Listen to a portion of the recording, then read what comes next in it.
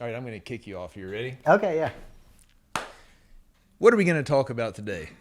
Well, that's a hot intro. Well, we're back in the studios. We're downtown Huntington, Impact Media.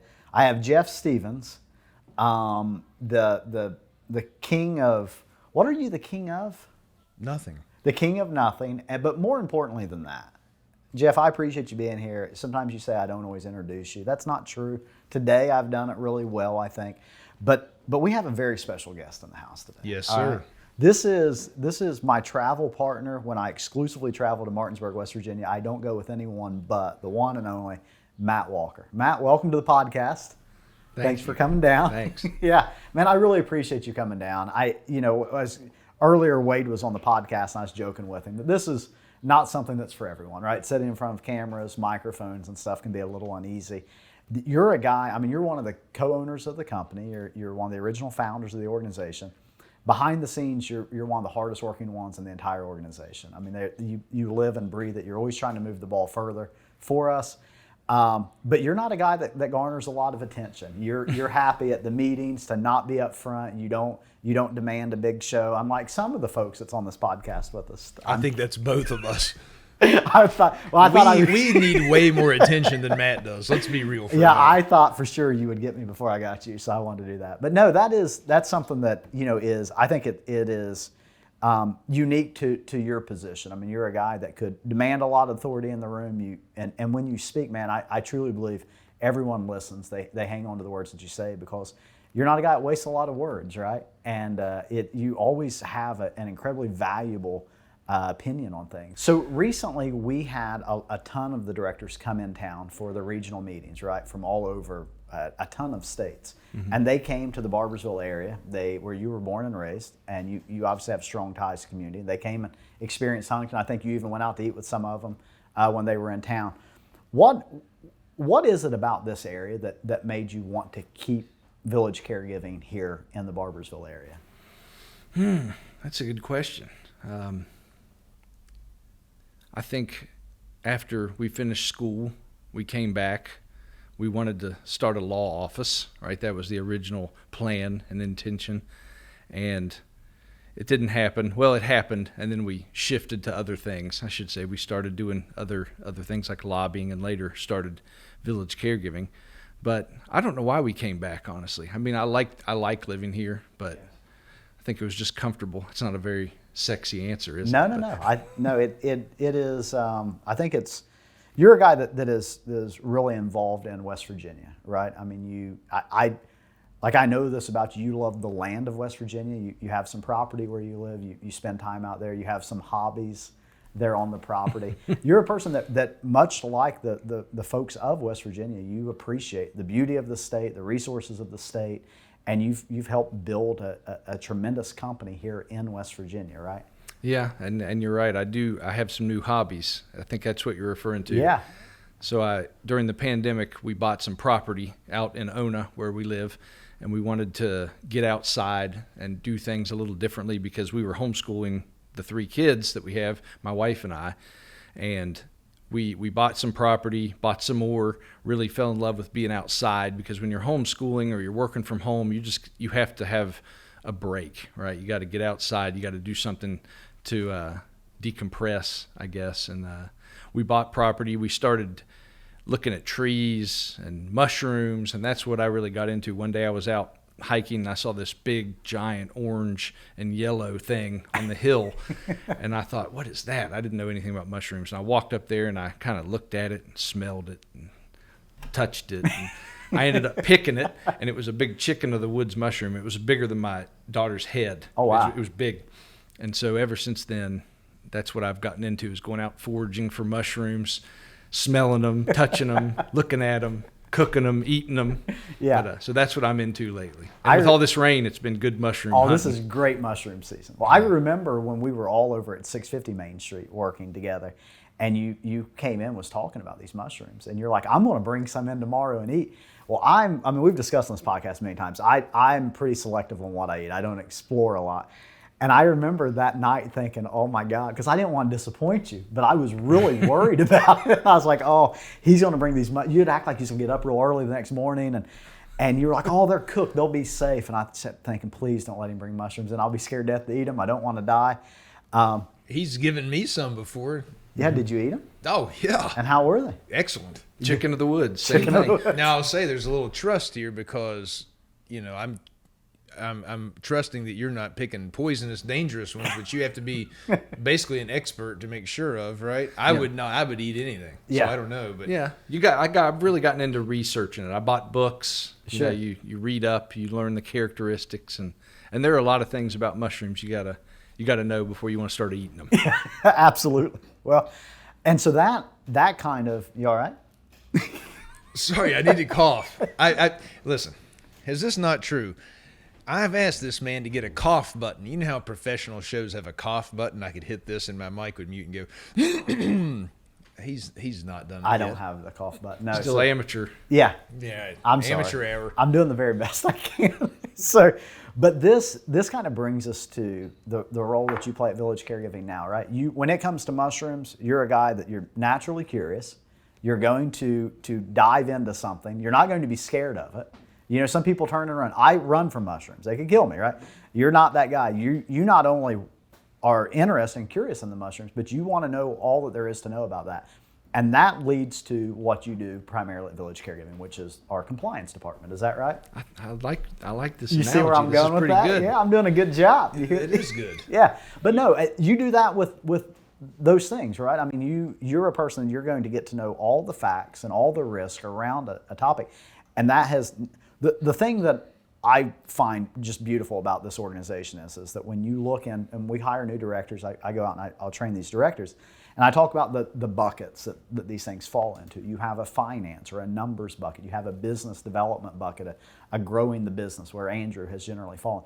And then you have this compliance bucket, and that is, I don't know of a single person that I trust more in the world that when they tell me this is the right way or wrong way to do it, that I know they've done the research and that is a solid fact when it comes to you. When you tell me something, I'll go out and repeat it. I mean, because I just believe that it's completely true, because I know that you've dug into it as deep as it can be. Well, you're probably right. It's probably through hard lessons that we've learned over the years. You gotta, once you fail a few times at some of your big ideas, you learn not to let that happen again, right? Yeah. So, and you're right, Jeff.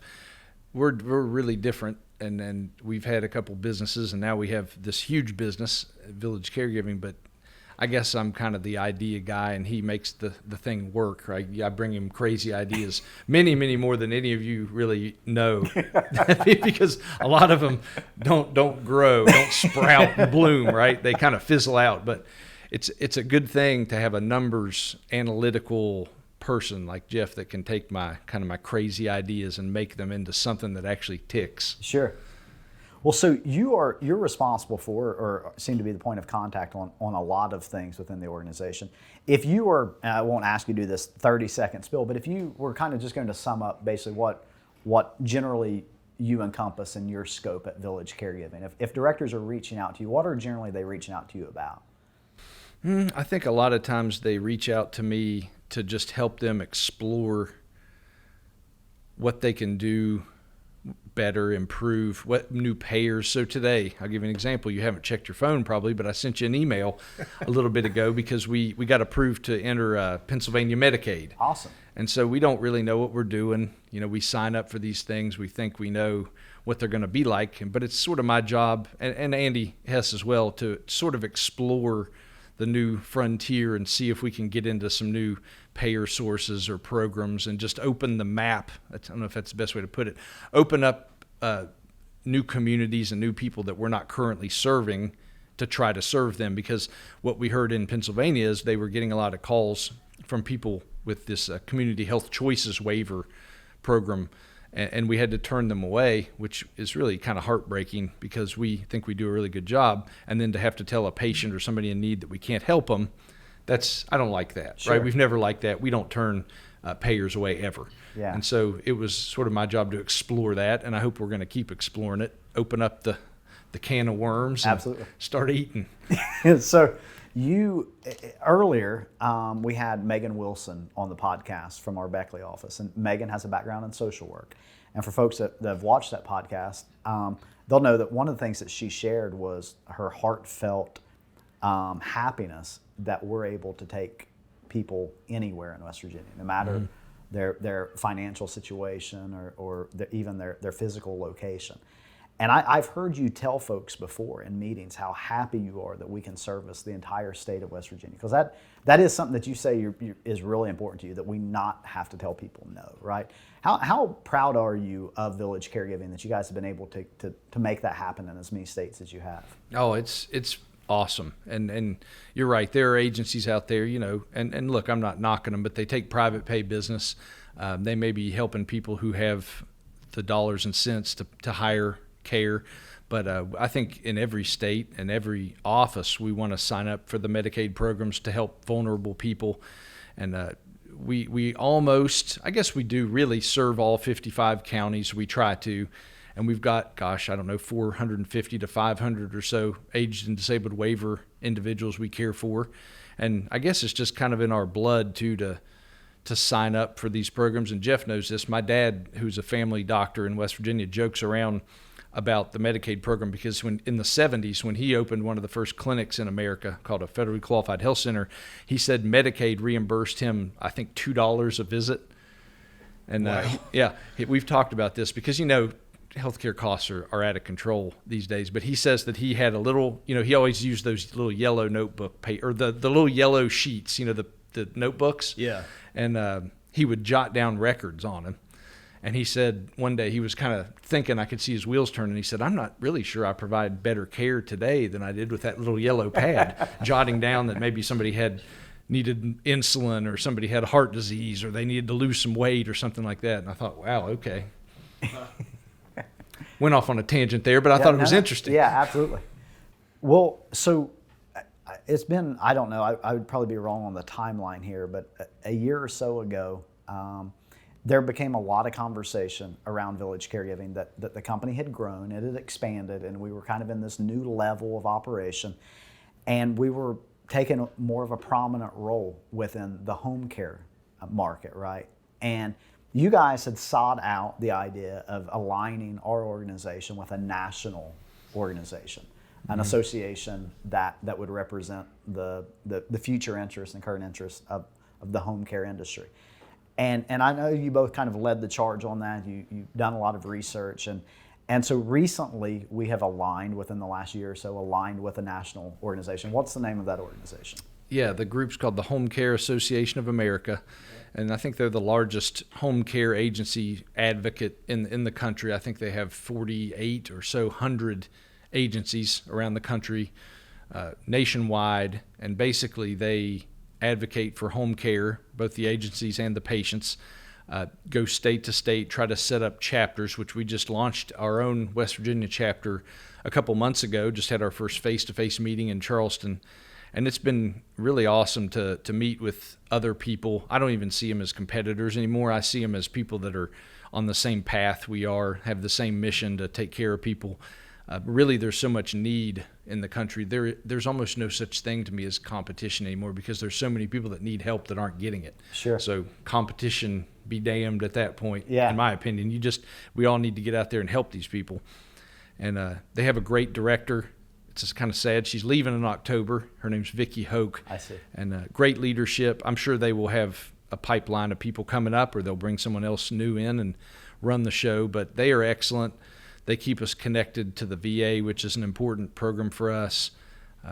Let us know what's going on around the country. It's been really, really valuable. And all of our offices are members. Yeah. You're right. So that takes a lot of work. It takes a lot of money. It takes energy from you. Why is it so important in West Virginia specifically, where you helped the state version of that launch? Why are we involved in that? I think we're involved in it just to sort of plant a flag that home care is really important, and that legislators or members of Congress or people at DHHR or Medicaid, they need to recognize the value that agencies bring, that a lot of people want to stay home for their care. It's an evolving, I call it kind of an immature industry. There's not a lot of consistency across the country. In fact, there's none. It's one of the reasons why I joke that Andy Hess and I really explore, because we're really exploring 50 states worth of regulations, because no two look identical. But no, that's why we did it. We want to be a leader in home care. There are some big companies out there across the country, but we want to be one of the biggest and one of the most impactful, and lead the charge as people understand what home care is. Sure. Absolutely. You know, I share the same sentiment that you do about how these days, especially, I like our competitors. I want to get back to the Home Care Association and the West Virginia chapter that is being formed here recently, which you've been instrumental in.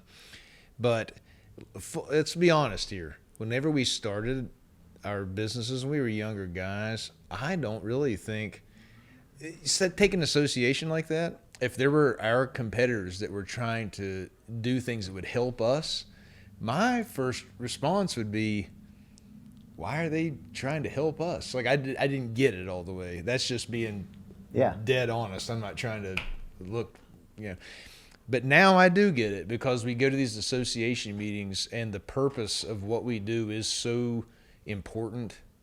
How could you try to have anything against a competitor that all they want to do is try to help an elderly person in their home? There's plenty of help that's needed out there, right?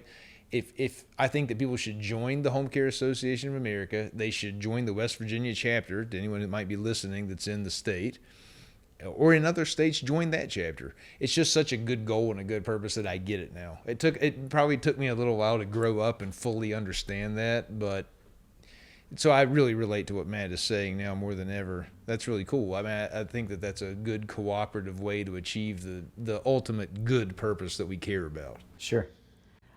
Matt, as a person that joined the organization, 4 or 5 years ago, I started out as kind of a consumer of this product, right? I worked at a facility where Village Caregiving provided services. I came over to work at the organization and worked in different capacities. One of the coolest things is the kind of the head of the compliance department. Probably the thing that makes me sleep best at night is a comment that you made one time. You take care of the folks that we take care of, and as many states as we take care of them. People want to check on us, right? They want to make sure, are we doing the right thing? Are we above board? And we always welcome that, right? We want there to be oversight and make sure that people are doing the right thing and taking good care of people. And you hope your company doesn't ever have anything to hide that it's ever done anything. And I remember one time you saying, that we were going through an audit. And you said, I wish they would come here. I wish they would just, we're having to email back and forth or mail things back and forth. But you were like, Lord, let them come in town. We'll take them to dinner, show them anything they want to see. Like, that is a guy that knows that their company is doing everything above board. When he's like, well, come in town. Like, I'd love to meet them, sit and talk to them. And if I'm doing anything wrong, I wish they would tell me, because I don't want to do anything wrong. That I can go to bed. I don't know how well you guys sleep at night, but I can go to bed and know that everything at Village Caregiving is out in the daylight and is. Why is that so important? Because you guys could cut corners. You could find ways to save money or make more money that if if no one ever knew type stuff. But your ethical limit is just, to me, perfect. Where did that come from? Is that from Dad, Mom? Where did you get that? It probably is. I think part of it's just our personality. We like to know the rules, right? Yeah. Like any game you're playing. And when we play games or when we're in business, we're pretty competitive too. I won't, as Jeff said a minute ago, we're competitive, so don't misunderstand that. But if we like to know the rules and we like to play hard or work hard, and that's really what we're doing. Again, whenever we talk about going around the country and not understanding the rules, that's a real thing. In probably 20 states out there, you don't even have a clear process for how to background check somebody, which is just a core, piece of your foundation. If you're going to run one of these companies, you need to background check people.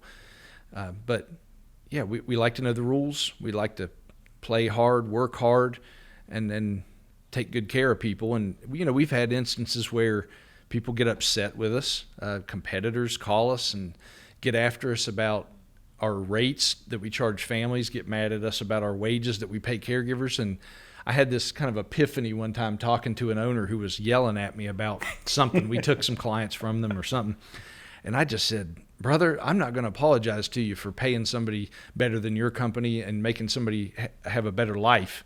sorry. If that's why you called, we're going to be on the phone for a while. Don't hold your breath because I'm not going to apologize. Now, if you got a problem with something we did, I'm all ears. You know, we'll meet, we'll have a beer, we'll go out to eat and talk about it. But other than that, Yeah.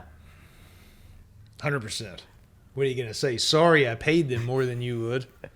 Or charge the client less. We've said it how many times over the years, the fact that we were able to save seniors so much money, that's a big deal. Yeah. I mean, yeah. Because we both had family members that used this service. Matt's grandfather lived in Tampa and had, 24/7 round-the-clock care for a long time. year and a half, not cheap. even 15 years ago in Tampa, 15 years ago in Tampa, Florida, we were paying a higher hourly rate for that care than we charge today. Wow. Were you really? Mm-hmm. It was in the high 20s per hour. My goodness, that had to cost a fortune. Well, Matt, I'm not going to tell you anything here that you don't know. And that is because you and Jeff have been friends for a long time. Is that right? Mm-hmm. If you had to put a year on it, about how many years you think you and Jeff Stevens have been buddies? Oh, my gosh. I know we met for the first time in middle school, which would have been in the early 90s, right? Okay. And He so- didn't like me because of the way my hair was combed. Is that true? I had kind of a dorky, parted over haircut. Looking back at it, I wouldn't say that. That's what I would say at the time as a Yeah. kind of insecure young man. But he probably looked really nice. I see. Probably much nicer than the whatever starter jacket and sweatpants I was wearing to middle school. So I got you. But you guys have been friends for decades now. Not to age you, but you've been friends for a long time. And my guess is over that time, Jeff Stevens has said some things, had some Jeff Steven thoughts that you just have kind of looked off into the distance and thought, is there a camera that's recording that? I know I've done that. We've been on the road before, and I've been like, okay. What is he talking about? Well, what we're talking about is that occasionally we go to a thing called the fishbowl.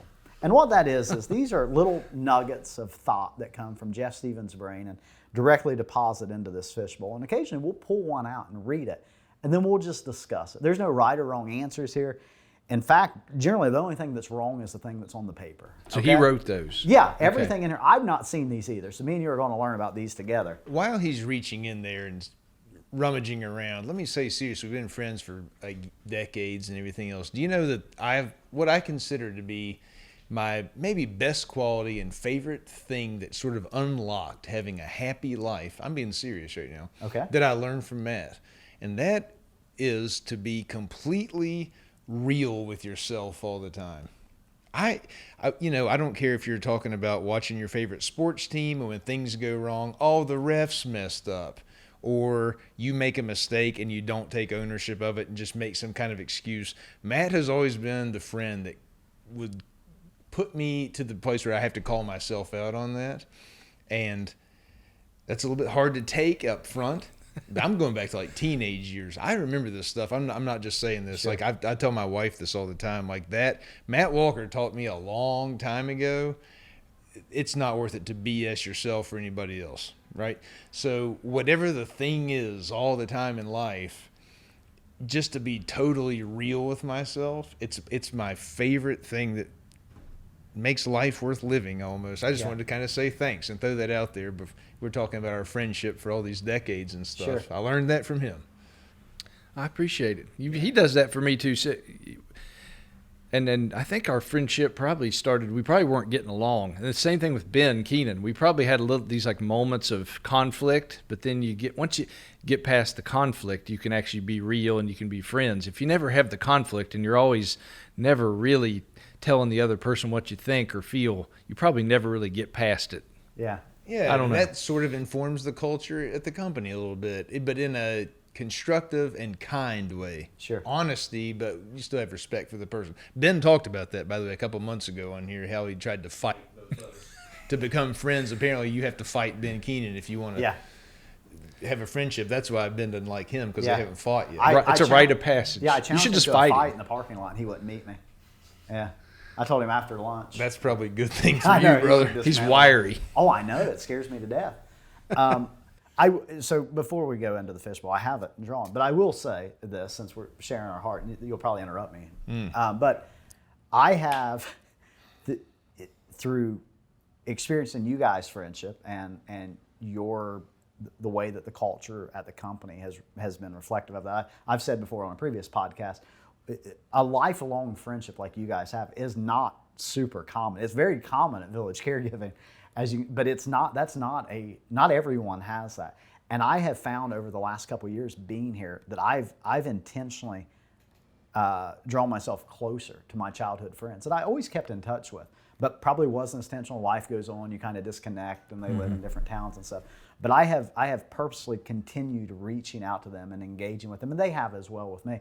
But a lot of that has been because I have seen the value of lifelong friendship that you guys share. I mean, you guys have experienced what, not to put words in your mouth, but probably experienced the highs and lows of your lives together, right? And especially in adulthood. Yeah. And have seen each other at the very best, very worst, and those sorts of things. And so as I've gotten to the age now where I've had friends whose parents have passed away and things have happened, and celebrated weddings and births and those sorts of things, I realize how easy I could have missed those things. But the value that I've seen in you guys' friendship as a result of that has been kind of instrumental in me changing some of my personal behaviors in my personal life as a result of that. So I appreciate that the model that you guys play in that role. That's neat. Yeah.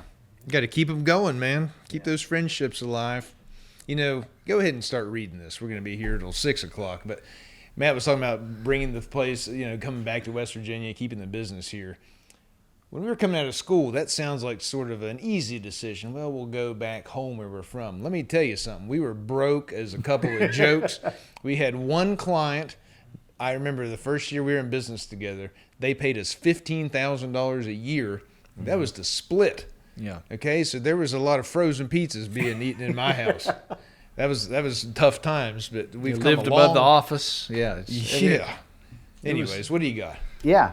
Now let me ask you a question. Have you ever, when the kids are at the house and they've got the Play-Doh out and they're playing with the Play-Doh, have you ever got you a pinch of that and brought it up to your nose and gave it a smell and thought, man, that smells really good? Do you think Play-Doh smells good? Yes, I've done that before. Again, like I told you with my mushrooms, I smell things and get a look at them and feel them and maybe even taste them. I don't know. Taste them. You I think haven't tasted Play-Doh lately, but I have done it before. In the past. Yeah. But you like the way it smells. Yeah. You? Yeah, I don't mind it. It's good, isn't it? Yeah. I was in a bank the other day, and the lady, nice lady, she had a Glade scent going, and I thought, it smells nice. I recognize this smell. It's been a long time. And I sat there. I ruminated upon it. On the smell. Seconds became minutes. Sure. Minutes turned into more Hours. minutes. No. Okay. Don't talk over me, host. Anyways, I finally said to her, it smells like Play-Doh in here. And she said, that's one of my Glade scents, is my favorite one. You're right, it does smell like Play-Doh. That's when I realized it smells really good. The Play-Doh does smell good. It does. We recently had a package of butter slime delivered. It's something you get at the store. And my kids, it's better than regular slime, but it almost has a Play-Doh texture to it, but it smelled good as well. Butter slime. Yeah, I know. Don't knock it till you try it. It's not as sticky as regular slime. Well, anyway, me and this nice lady got to wondering if Play-Doh was gross to a lot of people, and therefore everybody that came into her office, maybe they wouldn't like it, but we were all in on it.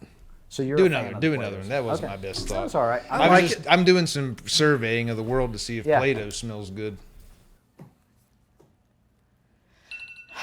Oh gosh, we're out of time. Nope. Matt, do you think a robot like Data Star Trek. from right? Star Trek It's Data, man. Sorry. From Data from Star Trek. or C-3PO from Star Wars will be in your house during your lifetime? That's a good question. Do you have a Roomba? I don't have one of those in the house. I've got one in our pool. It's like it goes around. Yeah. It's called a tiger shark. It goes around and picks stuff up. Yeah. That's, Do you But- think you'll ever cohabitate with a roll around robot there in the house? probably something similar. I'm not really up on this, all this AI talk and stuff, Yeah. but it's pretty interesting. Would you welcome it if it knocked on your door? You let it in, start Yeah. Imagine asking it to do C-3PO. things. Yeah. C-3PO shows up. I don't Well, think how- I don't Hello, think I would Mr. like Walker? that. Is that how it? I don't know. Sorry. I'm probably ready to leave the earth before that happens. I don't tell you want what. that. I think it is going to happen. Hot take. I Yeah. don't even think it's going to be by the end of our life. I think that's just around the corner.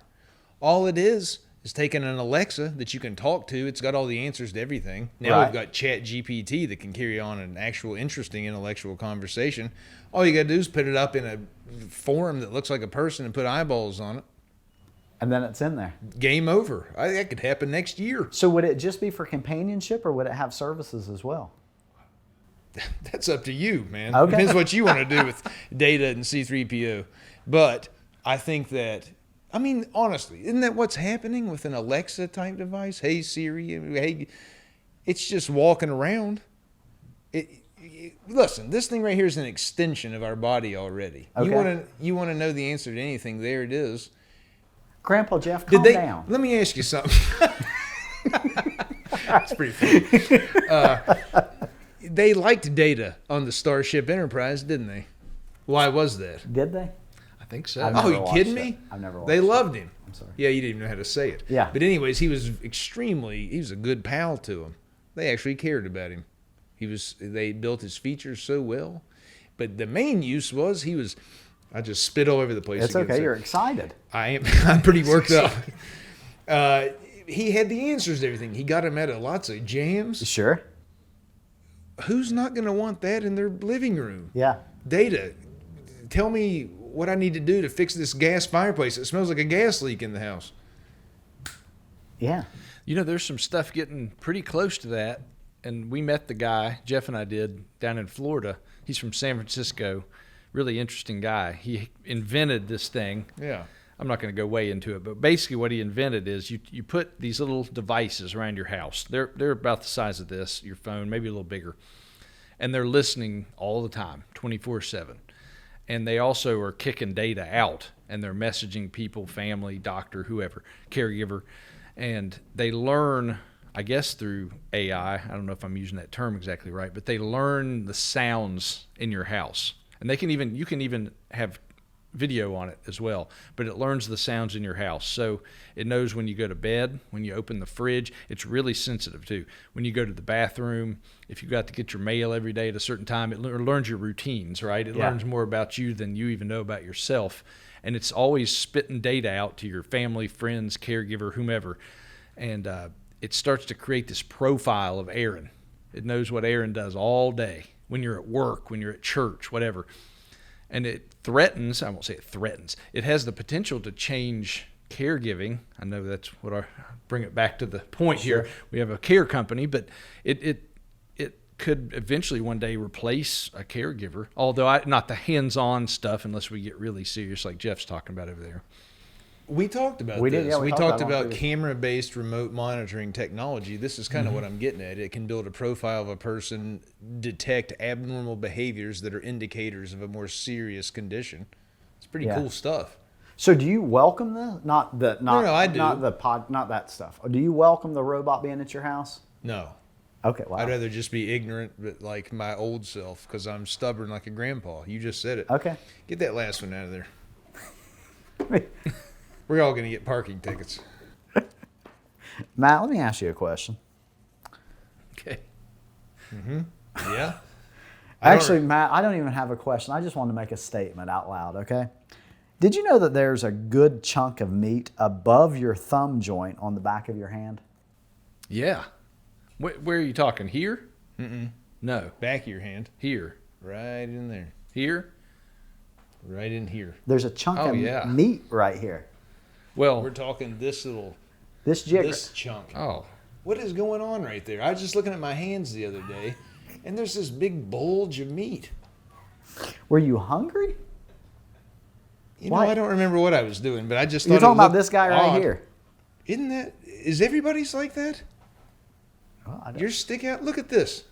Well, I'm really muscular, so mine's probably flexed anyways. Yeah. got a we good know. chunk of meat there. Yeah. Now, I'm familiar with this whole part of your hand because remember I played the drums. And Yeah. if you hold your drumsticks the wrong way, which I do, always have, probably always will, that part of your hand on both sides just aches. Really? it sometimes seizes up to where you almost can't grip. I don't have carpal tunnel, I Yeah. don't think, but it's something going on there. So there's some kind of a muscle there that Oh, gets yeah. really tight and sore. Well, that's what I was talking about. It's just, I didn't know if that was just a me thing or I got a little bit, You got nervous? Curious about it. Yeah, that's all, that's it. that's super interesting. Pretty good chunk of meat right there. Yeah, well, I think we've proven it to be the case that there is something there. So, Yep. well, that's good. It's not the first place I'd look for it. No, most people. How often do you think you examine your hands? Because Jeff seems to do an abnormal amount of time. Yeah, just looking at him. I might be able to get 4 or 5 more questions in there. Just Well, Matt, above all, the fact that your toleration of Jeff Stevens for decades is really probably maybe going to be your crowning achievement. that right? is more true than you know. Trust me. Matt, I really, I'm speaking for everyone, we really appreciate you coming down, being on the podcast, sharing your thoughts and insight on village caregiving. If I've never said it before, I appreciate the opportunity to work for the company and be able to represent the company here on this podcast as well. But Jeff, did you have anything else? I always feel like I get the last word. Nope. Take the last That's one. it? All right. Yep, Well, Matt, thanks. again, thank you so much. Cheers, guys. Yeah, cheers. Thank you.